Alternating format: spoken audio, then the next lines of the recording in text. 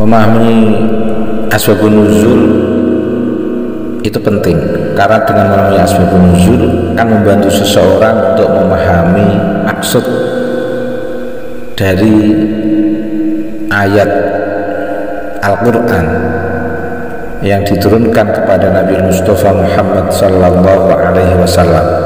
Yang perlu dipahami, tidak semua ayat Al-Quran diturunkan karena adanya sebab, tetapi tidak sedikit pula Al-Quran yang diturunkan karena adanya peristiwa khusus yang muncul, dan inilah yang disebut atau yang dinamakan dengan asbabun nuzul.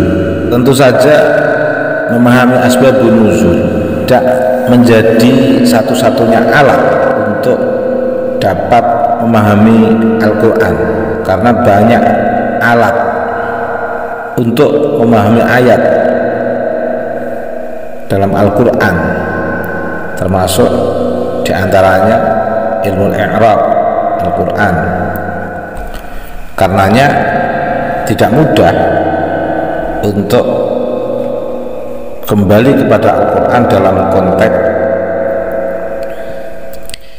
kemampuan memahami utuh dari isi Al-Quran tanpa melalui perangkat-perangkat ilmu yang mendukung pemahaman sebagaimana yang dijelaskan oleh para ulama.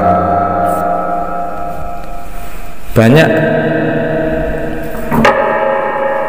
para mufassir menyampaikan pandangannya sebagaimana yang tadi sudah kita singgung. Al-Quran diturunkan dalam dua bagian.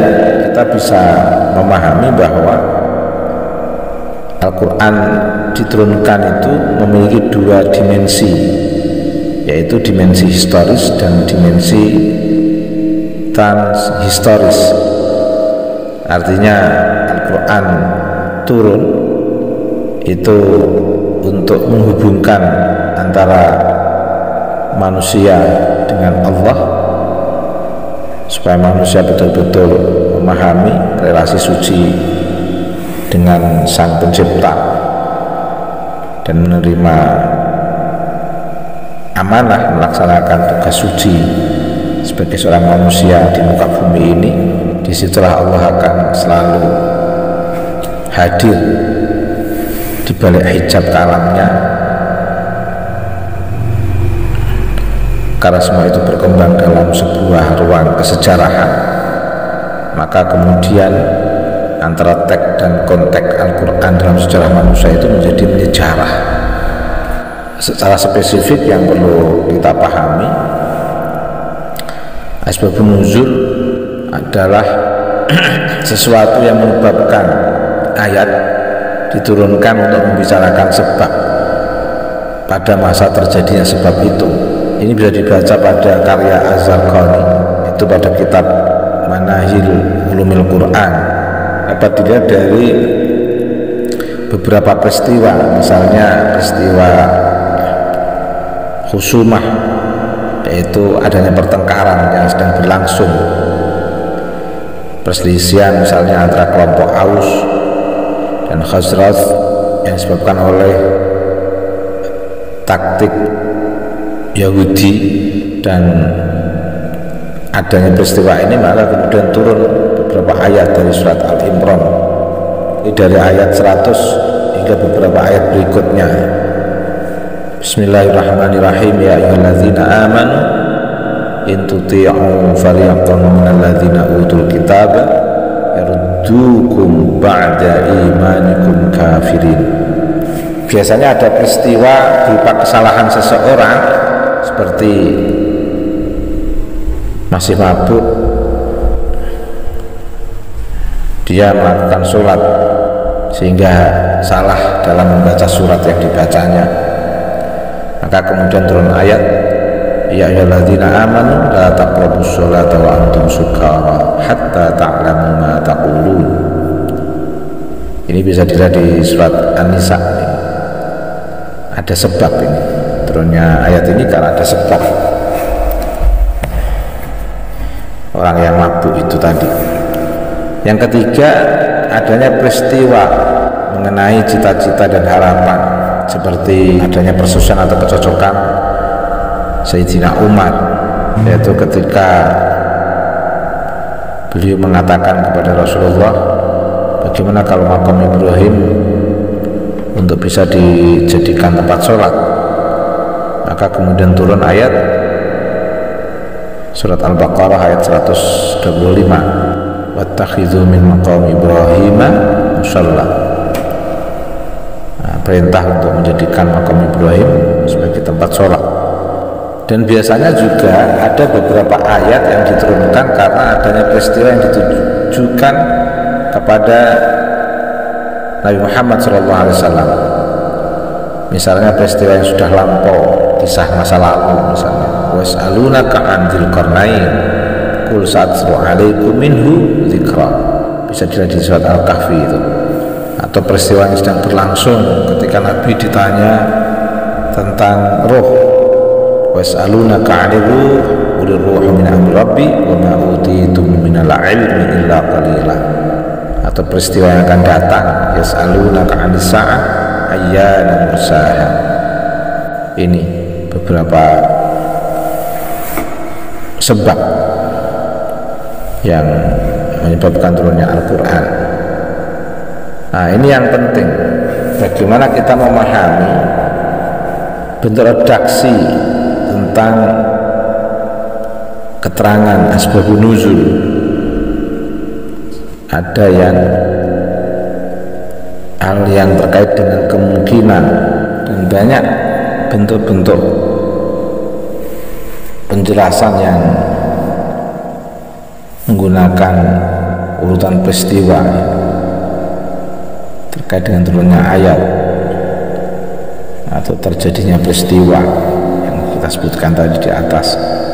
Tapi juga ada redaksi asbabun nuzul itu yang menjelaskan kandungan hukum ayat. Bagaimana mengetahui asbabun nuzul? Tentu saja kita jangan sampai berbicara tentang asbabun nuzul atau sebab turunnya Al-Quran kecuali dengan dasar riwayat, ya, dan mendengar dari orang yang menyaksikan turunnya ayat tersebut. Setelah mengetahui sebab-sebab turunnya, ini penting biar tidak asal jadi berbicara tentang asbabun nuzul itu harus didukung dengan riwayat. Jadi asbabun nuzul itu bisa diterima dari riwayat-riwayat yang sahih, bukan dari hadis yang sanadnya gugur. Ada kisah tradisi di masyarakat Yahudi itu sudah berlangsung itu sebelumnya.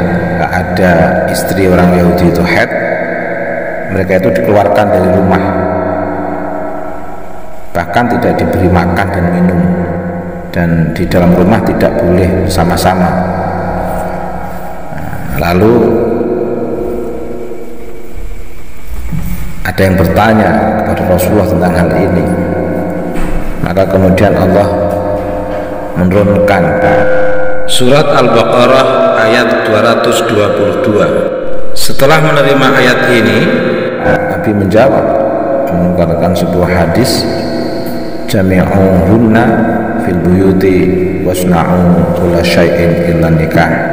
Bersama-samalah dengan mereka di rumah dan perbuatlah segala sesuatu kecuali menggaulinya.